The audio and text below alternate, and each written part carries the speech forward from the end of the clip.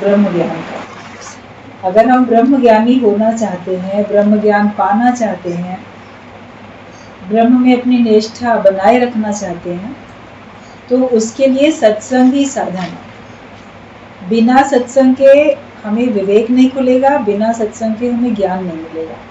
कोई लोग सोचते हैं किताबों से ज्ञान मिल जाएगा, ग्रंथ पढ़ लेंगे वहाँ से ज्ञान मिल जाएगा, या किसी और तरीके से टीवी में सुन लेंगे तो हमको ज्ञान मिल जाएगा।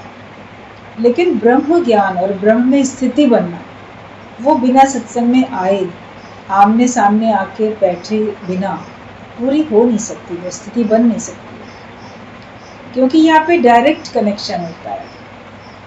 अभी आप सामने हो, दूसरा सामने है, तो आमने सामने कोई बोल रहा है, आप सुन रहे हो, सीधा आपके अंदर जा रहा है। उसमें कुछ भी आपको अगर नहीं समझ में आता है तो आप पूछते हो, बात करते हो, तो आपके अंदर का जीवन खत्म होता है। और वैसे आपको सुनने में तो आएगा या पढ़ने में तो आएगा, ग्रंथ पढ़ लोगे टीवी में या कहीं और कैसेट में, इंटरनेट पे बहुत सारे ज्ञान के प्रवचन, बहुत सारे रिकॉर्डर होते हैं, सुन भी लोगे, लेकिन आपकी स्थिति नहीं बन पाएगी केवल उससे। जब आमने सामने सत्संग में आके बैठे हो, विवेक खुला है, गुरुवान बने हो, उसके बाद पढ़ने में या सुनने में फिर भी आपको समझ में आएगा और स्थिति उस पर भी आप फोकस करोगे कि हाँ मुझको ऐसा होना चाहिए। लेकिन बिना सत्संग में आए, हाँ अच्छी बातें हैं, बहुत अच्छी बातें हैं, मगर हमको भी उस पर पूरी स्थिति बनानी है, तो आप मेहनत नहीं कर पाओगे। और अगर आप सोच भी रहे हो आपकी बन गई, तो आपको चेक करने वाला तो कोई नहीं। एग्ज़ाम में अगर बच्चे ने क्वेश्चन के आंसर लिख दिए, उसको चेक करने वाला कोई नहीं है, तो कैसे पता चले उसने राइट लिखा कि रॉन्ग लिखा, या उसमें कितने नंबर का आंसर लिखा, 10 में से 10 मिल रहे हैं कि 10 में से 4 मिल रहे हैं कि 5 मिल रहे हैं कि 6 मिल रहे हैं, वो कौन बताएगा।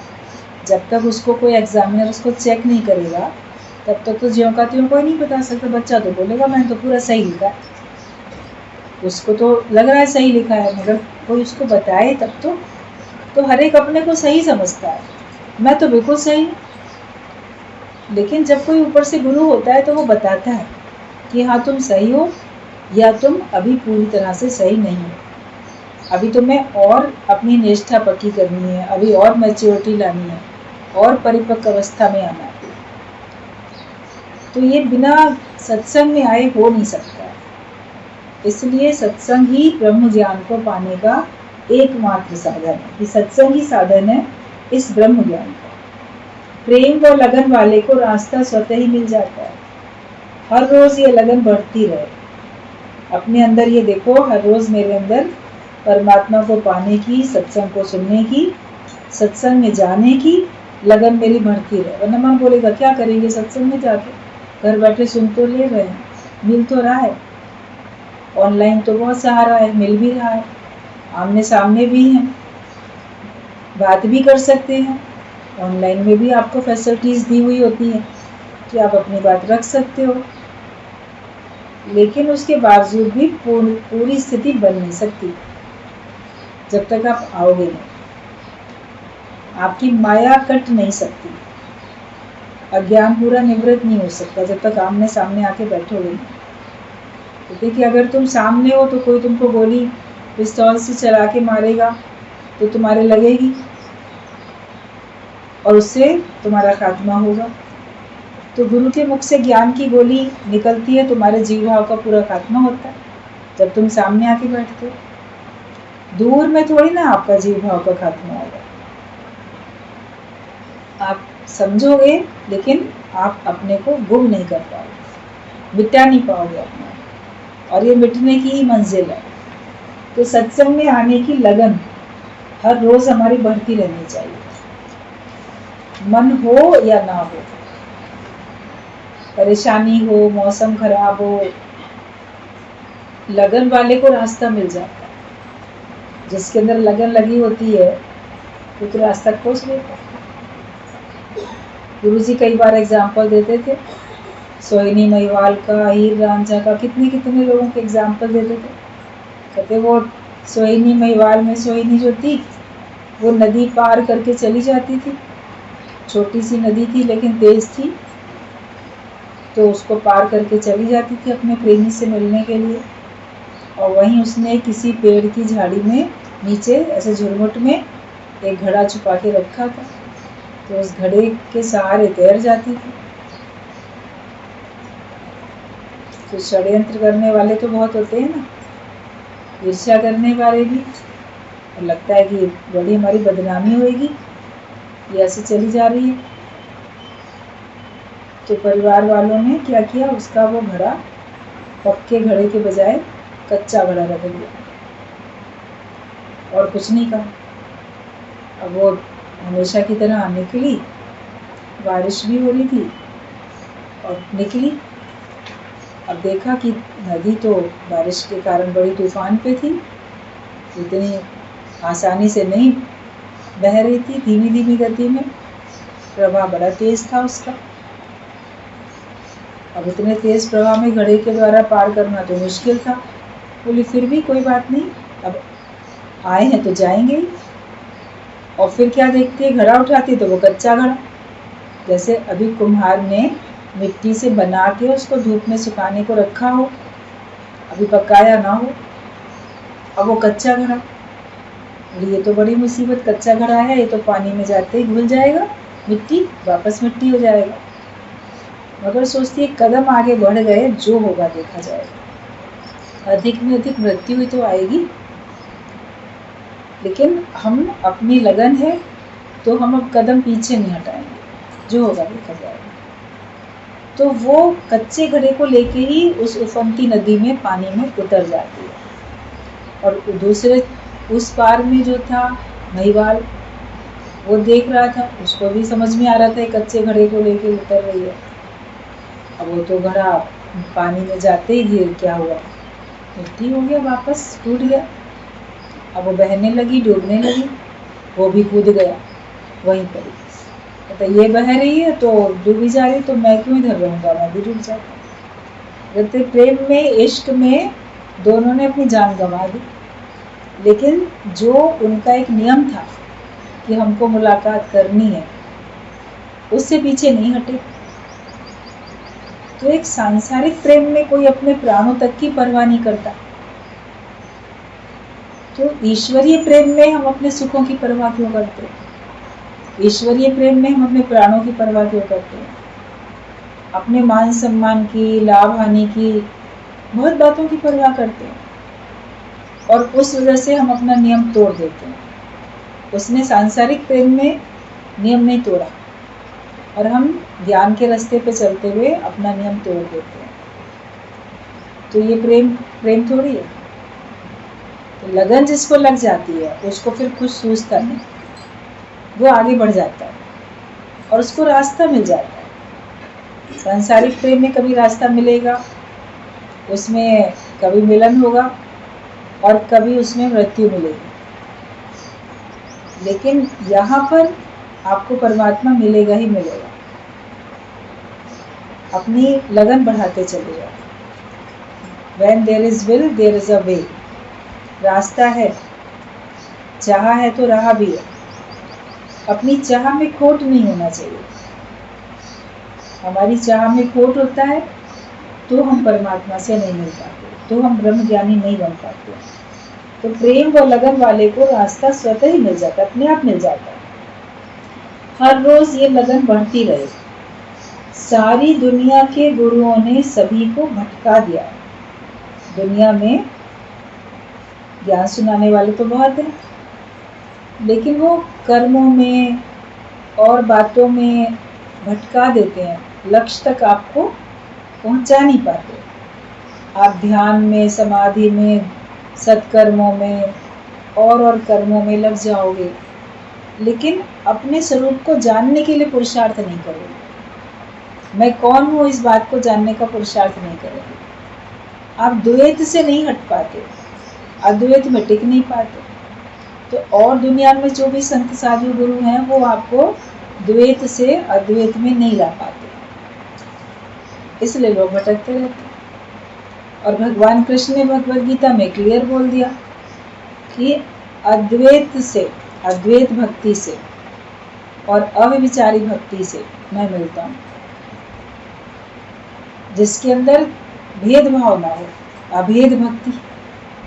अभेद भक्ति से मिलेगा ना, द्वैत होगा तो भेद है ना।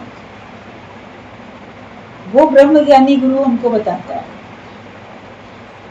तू और नहीं मैं और नहीं, ये भेद सनम मुझे आज मिला, तू और नहीं मैं और नहीं। और ये भेद अगर मिला कि जो तू है सो मैं हूँ, जो मैं हूँ सो तू। कभी अपने लिए भी कुछ बोल देते हो तो फिर आपको लगता है कि हमने अपने को कुछ भी कहा, अरे मैं कितनी पागल हूँ, मैं कितनी मूर्ख हूँ। कभी ऐसा बोल देते हो। कोई दूसरा बोल देगा, अरे तुम कितनी पागल हो, तुम कितनी मूर्ख हो, तो बड़ा बुरा लगेगा। उसने ना हमको बोल दिया तुम तो महामूर्ख हो, तुम तो पागल हो, तुमको अक्ल नहीं है। तो फिर हम जीव भाव में आ गए ना, हम हैं बड़े, हम अक्लमंद हैं। या उसने क्यों बोला, तो वो तुमने अपने से अलग देखा ना उसको, बोलो उस रूप में मैंने ही तो अपने को बोला, तो आपको बुरा नहीं लगेगा। भेद है तो बुरा लगेगा, अभेद भक्ति में हो, अद्वैत भक्ति में हो तो आपको बुरा नहीं लगेगा। तो इस दुनिया में बाकी लोग ज्ञान तो सुनाते हैं, लेकिन आपको अभेद भक्ति और अद्वैत में टिकाते नहीं। ब्रह्म ज्ञानी टिकाता है और हमें उसमें टिकने का पुरुषार्थ करना।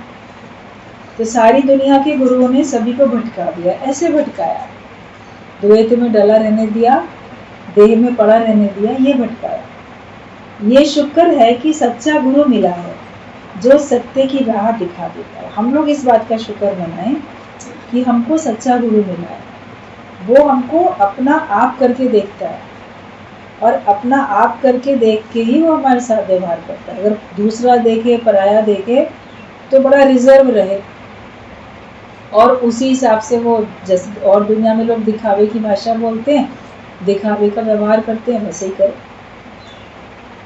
परवाह करते हुए करें। लेकिन वो अपना आप करके देखता है, इसलिए वो बेपरवाह होकर चलता है। वो हमको आप समान बनाने के लिए मेहनत करता है।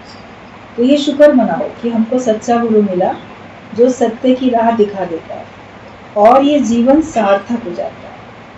हर एक को ये बात समझनी होगी कि उसको सच्चा गुरु मिला है। जो ज्ञान हम सुनते हैं वो सच्चे गुरु के द्वारा ही बताया हुआ सुनते हैं और हमारा जीवन सफल हो रहा है। जब आप कभी शांत एकांत में अपनी तुलना पहले के जीवन से करोगे तो आपको पता चलेगा पहले हम क्या थे, क्या सोचते थे, कैसे जगत को सत्य समझ के दुखी सुखी होते थे, कैसे भ्रम संशय में पड़े हुए थे।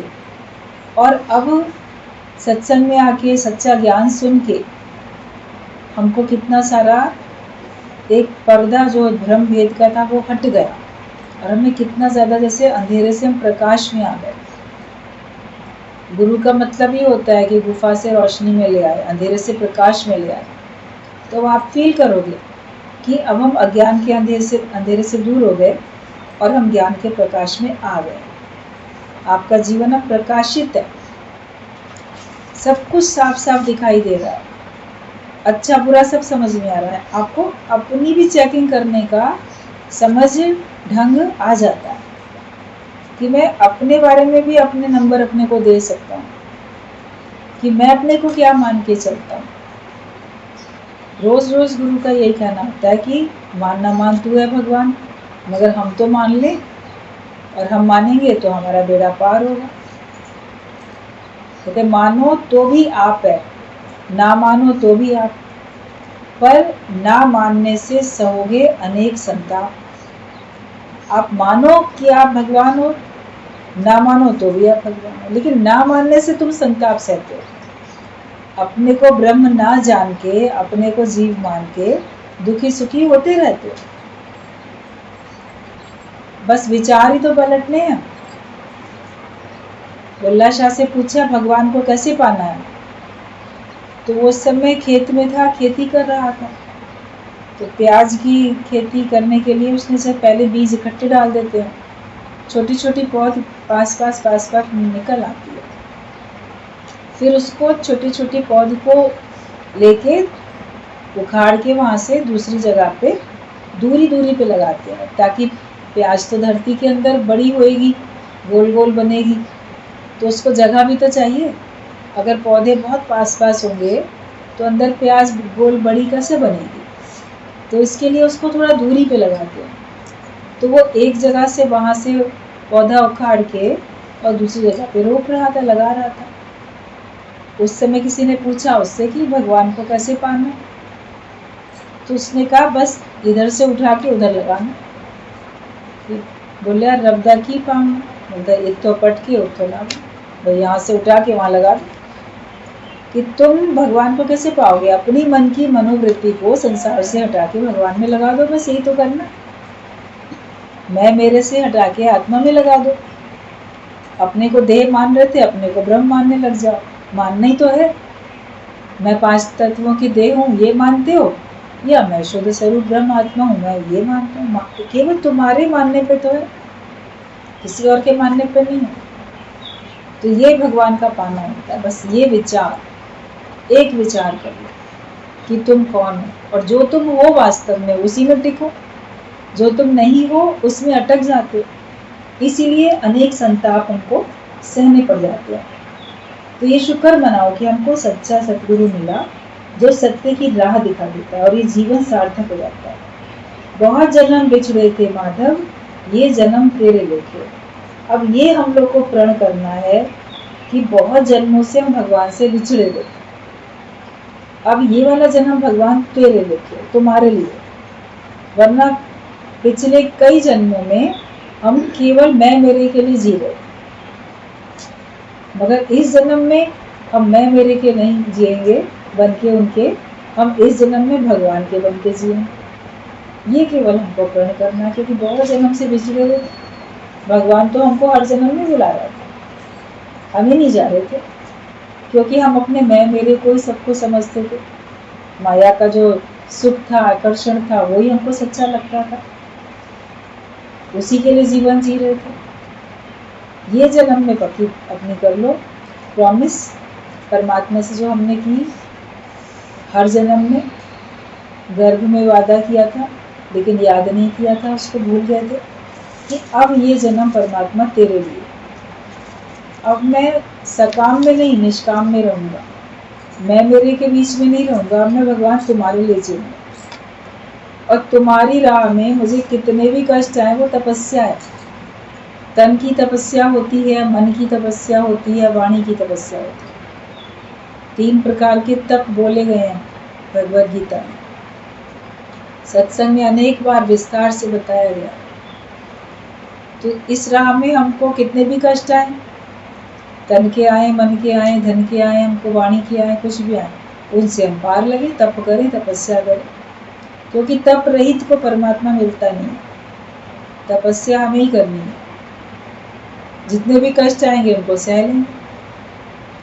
जो कष्ट से घबरा जाते हैं वो फिर भटकते रहते हैं, वो मुड़ जाते हैं, मन माया की तरफ मुड़ जाते हैं। लेकिन भगत सच्चे भगवान के संकट से डर जाया नहीं करते, वो हर दुख हंस के सहते हैं, घबराया नहीं करते। वो घबराते नहीं है कि भगवान के रास्ते पर चलेंगे बड़े दुख मिलेंगे। कई लोग कहते हुए हमको सुनाई देते हैं, अरे जो लोग बहुत भक्ति करते पूजा करते हैं ना, ज़्यादा ही धार्मिक होते हैं, उनके जीवन में बड़े कष्ट आते हैं। जैसे बहुत धार्मिक बनना नहीं चाहिए, बहुत पूजा पाठ करनी नहीं चाहिए, वरना कोई इतनी पूजा करता है, इतना तीर्थों में जाता है, इतना दान देता है, इतना अच्छा, तो भी उसके जीवन में इतना कष्ट आ गया ना, बाबा हम तो नहीं करेंगे। तो दूसरों को देख के वो घबरा जाते हैं। लेकिन जो सच्चा भक्त होता है वो घबराता नहीं है। भगवान के द्वारा आए गए जो भी संकट हैं उनसे ना डरता है ना घबराता है, वो उस राह पे आगे बढ़ता है। गुरुजी बोलते थे जो लोग भक्ति नहीं करते, पापी हैं, अपराधी हैं, जो लोग सत्संग में नहीं आते, सांसारिक हैं, क्या उनके जीवन में कष्ट नहीं आते? सर्वे करके आओ तो पता चलेगा। जो कष्ट आने होते हैं वो तो आते ही है ना। भोगे बिन छूटे नहीं कर्म गति बलवान।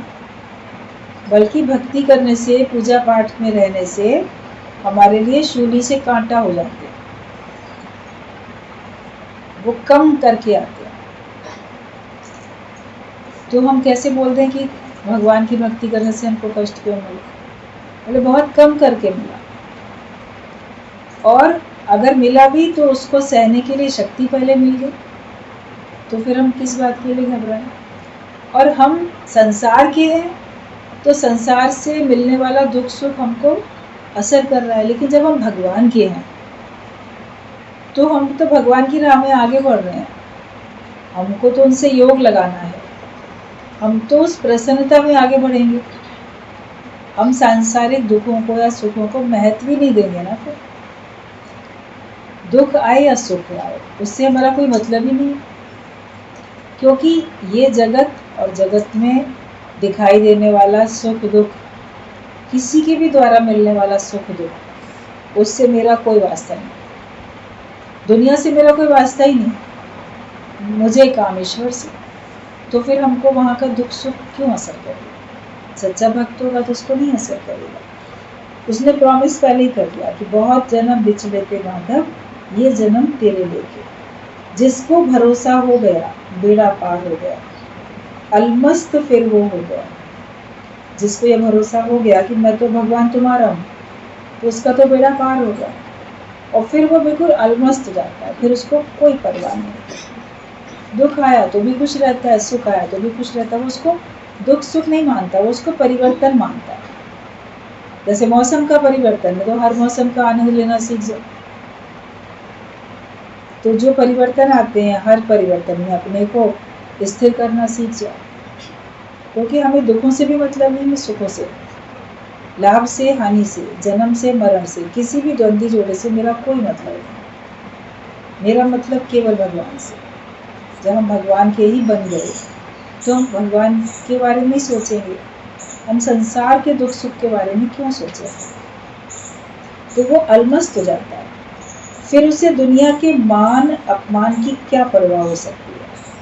हर एक को मान अपमान की बड़ी परवाह होती है। मेरा मान हुआ ना, देखो मैं कितना महान हूँ, मेरा मान हुआ, उसमें गर्व में फूल जाएगा, जय जयकार हो रही है, फूल मालाएं पहनाई जा रही हैं, बहुत मेरी जय जयकार हो रही है, बड़े खुश, कितना मान मिलता है। या अपमान मिलेगा तो बिल्कुल डिप्रेशन में आके, अरे मेरा अपमान हो गया, मेरे ऊपर ना झूठा कलंक लग गया, मेरा अपमान क्यों हुआ? या उसको क्या अधिकार है मेरा अपमान करने का? भले मैं गलत हूँ, मगर तो भी दूसरे को क्या मतलब है बोलने? वो अपने घर में अपने घर वालों को देखे, मुझे क्यों देखता? तो हम अपमान में भी कितने परेशान हो जाते हैं। लेकिन जो संसार में इस जन्म में मुक्त होने के लिए ब्रह्म ज्ञान के राह पे चला, उसे इस बात की परवाह नहीं करनी। अगर हम परवाह करेंगे तो समझो अभी हम ब्रह्म ज्ञान के जिज्ञासु नहीं, ब्रह्म ज्ञान पाने के लायक नहीं। और जिसको भरोसा है भगवान पे, उसका तो बेड़ा पार हो जाता है, वो मस्त होके रहता है।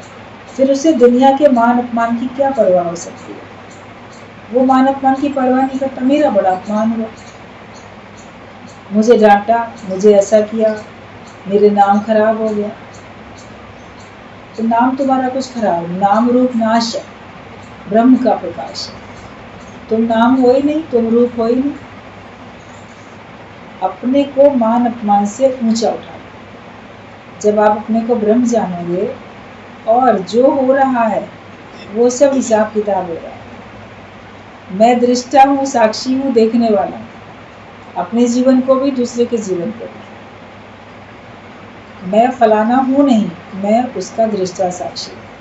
तो फिर आप देखोगे आपका मान अपमान, उससे आपका कोई वास्ता नहीं। कि दुनिया के मान अपमान की फिर क्या परवाह हो सकती है? हर हालत ऊपर चढ़ाने के लिए ही आती है, घबराना कैसे? जो भी परिस्थिति आती है वो तुमको एक स्टेप भगवान की तरफ, आत्मा की तरफ ऊंचा उठाने के लिए आती है। आप सीढ़ी चढ़ के ऊंचाई पे जा रहे हो। दुख के सुख की जो भी परिस्थिति आती है वो तुमको एक सीढ़ी ऊपर ही चढ़ाती है, नीचे नहीं गिराएगी। नीचे तुम्हारा मन गिराएगा। लेकिन ब्रह्म ज्ञान की क्लास में आने वाले प्रत्येक, जो भी ब्रह्म ज्ञान के जिज्ञासु हैं, जो ब्रह्म ज्ञानी होना चाहते हैं, प्रत्येक के जीवन में जो भी परिस्थिति आती है वो ये समझे ये मुझे ऊंचा उठाने के लिए आई है, ये परिस्थिति मुझे गिराने के लिए नहीं आई है, लेकिन ये परिस्थिति मुझको एक नंबर और ऊंचा उठाने का है, क्योंकि हम उससे पार हो रहे हैं, हम उसको सह रहे हैं, हम उससे ऊंचे उठ रहे हैं और भगवान के नजदीक हो रहे हैं।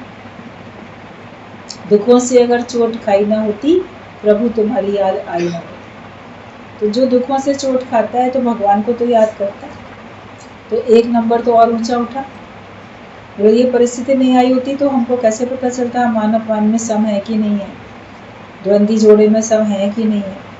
तो अगर वो परिस्थिति आती है दुख की या सुख की, जन्म की, मरण की, लाभ की, हानि की, जो भी परिस्थिति है, वो हमको हमारी स्थिति बताने के लिए आती है और उसमें ऊंचा उठने के लिए हम पुरुषार्थ करते हैं, मेहनत करते हैं, तो हम उससे ऊंचे उठते हैं। तो हर हालत मतलब हर परिस्थिति ऊपर चढ़ाने के लिए आती है, तो घबराना कैसे। जिसे एक बार ये खुमारी चढ़ जाए तो फिर वो कभी नहीं उतरती। कहते नाम खुमारी नाम का चढ़ी रहे दिन रात। जिसको एक बार ये भगवान के नाम की कुमारी, ये नशा चढ़ जाता है, तो फिर ये कुमारी कभी उतरती नहीं। फिर ये भगवान के प्रेम का नशा वो कभी कम होता नहीं है, हम भक्ति में लीन रहते हैं।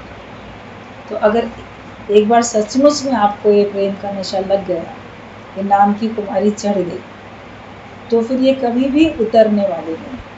तो जो चढ़ती उतरती है मस्ती, वो हकीकत में मस्ती नहीं है।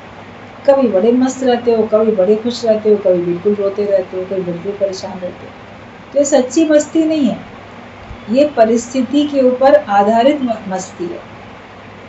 लेकिन सच्ची मस्ती वो होती है, सच्ची प्रसन्नता वो होती है जो कभी समाप्ति नहीं होती है। ऐसी प्रसन्नता को प्राप्त करने की कोशिश करो। सब तुम्हारे अनुकूल चलते रहें तब तुम खुश हो, भगवान भी तुम्हारे अनुकूल चलता रहे तो तुम खुश हो। लेकिन प्रतिकूल चले परमात्मा भी, तो भी मैं खुश हूँ। ये सच्ची मस्ती। अब वो तो केवल अपने को ब्रह्म जानने से ही तो आएगी, अपने को देह मानने से तो नहीं आ सकती ऐसी मस्ती। अपने को ब्रह्म जानने से ही आएगी, तो इसलिए अपने को ब्रह्म जान के रखो।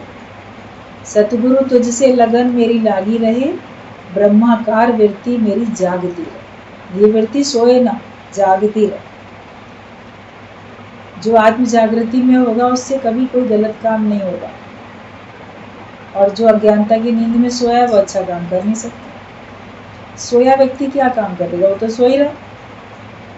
सांसारिक कार्य भी तो आप बाहर की निद्रा से जागने के बाद ही करते हो ना। सोते सोते तो सपना ही देख लेते हो, बहुत से बहुत सपने में किया, तो उसका तुम्हें क्या अच्छा बुरा सपने में किया, सचमुच में तो नहीं किया।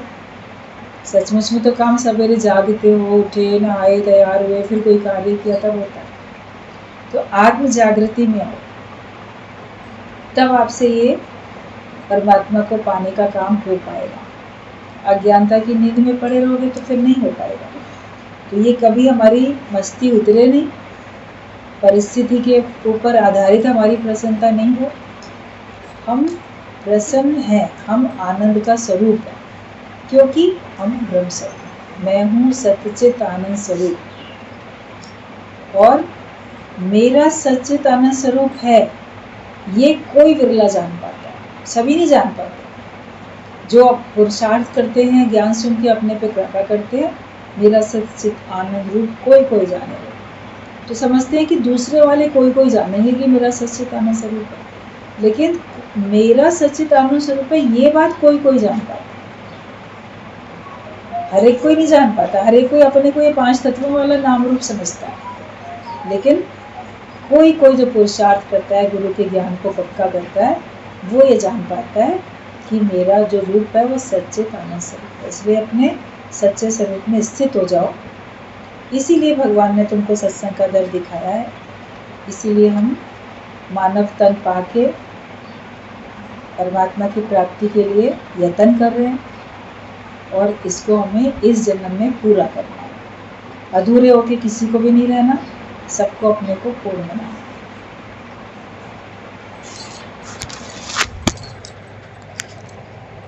ठीक है। चढ़ती उतरती मस्ती